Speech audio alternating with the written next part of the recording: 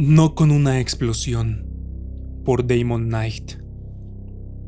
Pasaron 10 meses después de que Rolf Smith viera el último avión. Fue entonces cuando supo, sin lugar a dudas, que solo otro ser humano había sobrevivido. Se llamaba Lois Oliver y estaba sentada frente a él en la cafetería de unos grandes almacenes de Salt Lake City. Habían dentro una lata de salchichas de Viena y bebían café. Un rayo de sol se colaba por el vidrio roto de una ventana. Era como una sentencia que caía sobre el sombrío ambiente de la sala. No se oía ningún sonido, ni en el interior ni en el exterior, tan solo el desesperante rumor de la ausencia. Nunca volvería a oírse el ruido de los platos mientras los lavaban en la cocina o el traquetear de los tranvías. Nunca.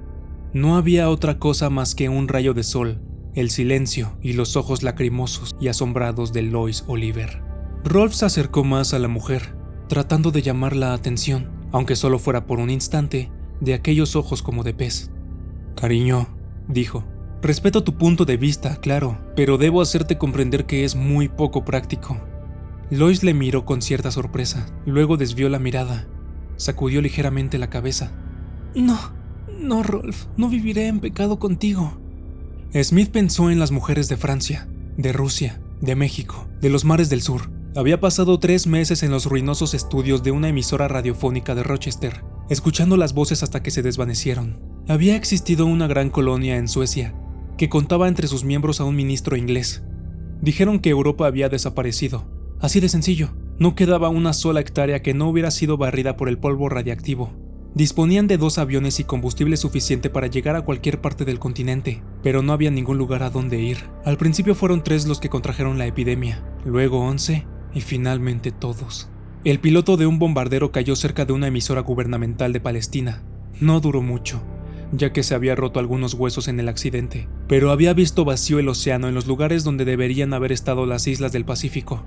Supuso que los icebergs del Ártico habían sido bombardeados, aunque sin saber si se había tratado, o no, de un error. No hubo informes de Washington, de Nueva York, de Londres, de París, de Moscú, de Chongqing, de Sydney. Era imposible saber qué ciudades habían sido arrasadas por las enfermedades, cuáles por el polvo, cuáles por las bombas. El mismo Smith había sido asistente de laboratorio en un equipo que intentó encontrar un antibiótico contra la epidemia. Sus superiores habían descubierto uno que dio resultados algunas veces, pero fue demasiado tarde. Cuando se fue, Smith se llevó todo lo que quedaba de aquel medicamento, 40 ampollas, suficientes para varios años. Lois había sido enfermera en un elegante hospital próximo a Denver. Según ella, ocurrió algo bastante raro en el hospital cuando se dirigía hacia allí la mañana del ataque. Cuando se lo contó a Rolf estaba muy tranquila, pero sus ojos adoptaron una mirada vaga y su aspecto abatido pareció decaer un poco más. Smith no la forzó a que se explicara. Igual que él, Lois había encontrado una emisora de radio que aún funcionaba. Smith decidió reunirse con ella tras asegurarse de que no había contraído la epidemia. Al parecer, Lois era naturalmente inmune. Debían de haber habido otras personas, unas cuantas como mínimo, pero las bombas y el polvo no habían tenido piedad con ellas. A Lois le parecía muy desagradable el hecho de que ningún sacerdote protestante hubiera conservado la vida. El problema era que ella lo decía en serio. A Smith le había costado mucho tiempo creerlo, pero era cierto. No pensaba dormir con él en el mismo hotel. Esperaba y recibía cortesía y buenos modales en grado sumo. Smith había aprendido la lección. Paseaba con ella ocupando el lado exterior de las aceras atestadas de escombros. Abría las puertas para ella, si es que aún quedaban puertas. Le ayudaba a tomar asiento y procuraba no decir palabrotas. La cortejaba. Lois aparentaba unos 40 años, como mínimo 5 más que él. Smith se preguntaba muchas veces cuántos años debía de pensar ella que tenía.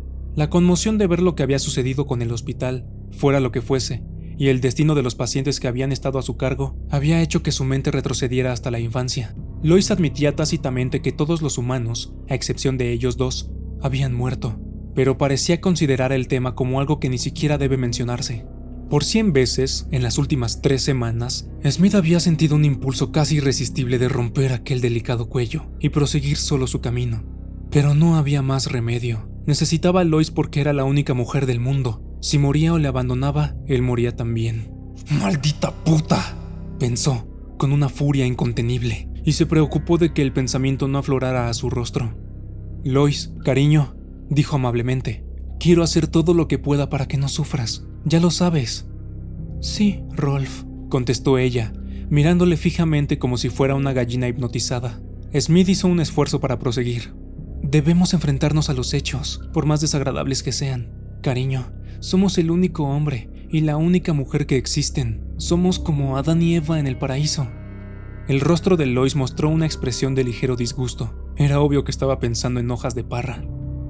Piensa en las generaciones futuras, continuó Smith, con voz temblorosa. Piensa un poco en mí. Quizás sirvas otros 10 años, quizá no. Estremeciéndose, meditó en la segunda etapa de la enfermedad, la desesperante rigidez que atacaba sin previo aviso.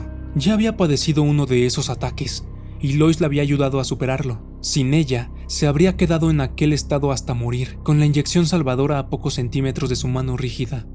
Pensó furiosamente: si tengo suerte, tendré 2 hijos contigo. 2 como mínimo antes de que estires la pata, y entonces estaré a salvo. Dios no quería que la raza humana acabara así, prosiguió. Se compadeció de nosotros, de ti y de mí para... Se detuvo. ¿Cómo podía decirlo sin ofenderla? Padres no serviría, era demasiado sugerente. Para que siguiéramos llevando la antorcha de la vida, finalizó. Sí, era una forma de decirlo bastante adecuada. Lois miraba vagamente por encima de su hombro. Sus ojos parpadeaban con regularidad y los movimientos de su boca, similares a los de un conejo, seguían el mismo ritmo. Smith bajó la mirada para observar sus enflaquecidos muslos. No soy lo bastante fuerte para forzarla, pensó. Dios mío, si fuera lo bastante fuerte. Volvió a sentir la rabia causada por su impotencia y la reprimió. Debía mantenerse sereno, pues aquella podría ser su última oportunidad. Lois había estado hablando hacía poco, con aquel lenguaje impreciso que siempre usaba, de ir hasta la cima de una montaña y suplicar el consejo divino. No había dicho que iría sola, pero era fácil de suponer que tal era su intención. Rolf había tenido que discutir con ella hasta debilitar su resolución. Se concentró al máximo y lo intentó una vez más. Las palabras llegaban como si fueran ruidos sordos y lejanos. Lois escuchaba una frase de vez en cuando, y cada una de ellas provocaba una cadena de pensamientos que aumentaba su éxtasis. Nuestro deber para con la humanidad, había dicho mamá muchas veces. Aquello había sido en la vieja casa de Waterbury Street. Claro, antes de que mamá enfermara. Mamá decía: hija, tu deber es ser limpia, educada y devota. La belleza no importa. Hay muchas mujeres feas que han conseguido esposos buenos y cristianos. Esposos, parir y soportar. Flores de azahar, damas de honor, música de órgano. A través de su ensueño, vio el rostro enjuto y malicioso de Rolf. Era el único hombre en su vida, por supuesto. Lois lo sabía perfectamente. Cuando una mujer pasaba de los 25 debía conformarse con cualquier hombre. Muy gracioso. Pero a veces me pregunto si él es realmente un hombre agradable, pensó. A los ojos de Dios. Lois recordó las vidrieras de la vieja primera iglesia episcopal y cómo había pensado que Dios la miraba siempre a través de aquella brillante transparencia. Quizá él la estaba mirando todavía, aunque algunas veces parecía que Dios la hubiera olvidado. Lois comprendía que las costumbres matrimoniales habían cambiado, por supuesto, y que cuando no se disponía de un sacerdote normal... Pero resultaba vergonzoso, casi un ultraje, que si iba a casarse con aquel hombre no pudiera tener aquellas cosas tan bonitas, ni siquiera regalos de boda, ni tan solo eso.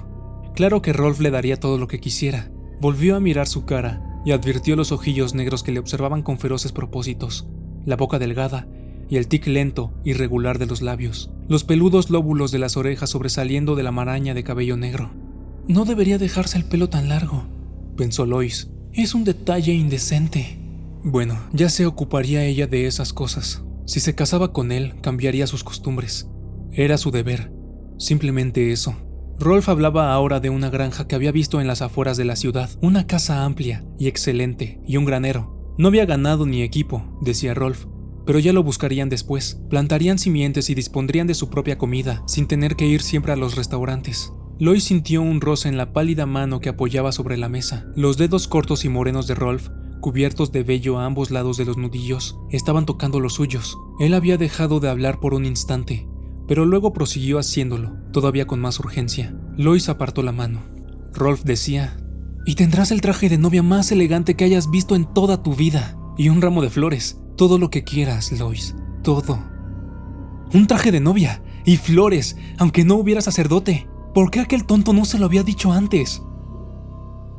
Rolf se interrumpió a media frase, dándose cuenta de que Lois acababa de decir con toda claridad: «Sí, Rolf, me casaré contigo si es lo que deseas». Sorprendido, deseó que ella lo repitiera, pero no se atrevió a preguntar «¿Qué has dicho?», temiendo una respuesta fantástica, o que simplemente no hubiera contestación. Inspiró profundamente. «¿Hoy, Lois?», preguntó. «Bueno, hoy no estoy segura. Claro que si puedes hacer a tiempo todos los preparativos, pero no creo que...». Una sensación de triunfo recorrió todo el cuerpo de Smith. Todas las ventajas estaban ahora de su parte, y no pensaba perder la ocasión. «Di que sí, querida», la apremió. «Di que sí, me harás el hombre más feliz». Incluso entonces, su lengua se resistió a terminar la frase, pero no tenía importancia. «Lo que creas que es mejor, Rolf», contestó Lois. Smith se puso en pie, y ella le permitió que besara su mejilla, pálida y seca. «Nos iremos ahora mismo», anunció Rolf. «¿Me perdonas un momento, querida?».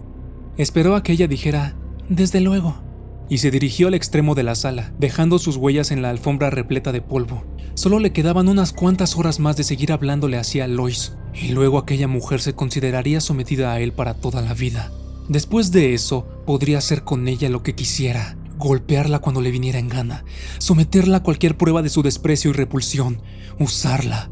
Para ser el último hombre de la Tierra no iba a ser tan malo en absoluto. Ella incluso podría tener una hija. Encontró la puerta del baño y entró. Dio un paso y se quedó paralizado, tieso y en equilibrio por alguna extraña jugarreta del movimiento, impotente. El pánico se aferró a su cuello cuando trató de volver la cabeza y no pudo. Intentó gritar, sin lograrlo. Oyó un ruido tenue mientras el muelle hidráulico de la puerta se cerraba para siempre. No porque estuviese cerrada con llave, sino que al otro lado había una advertencia que decía: «Caballeros».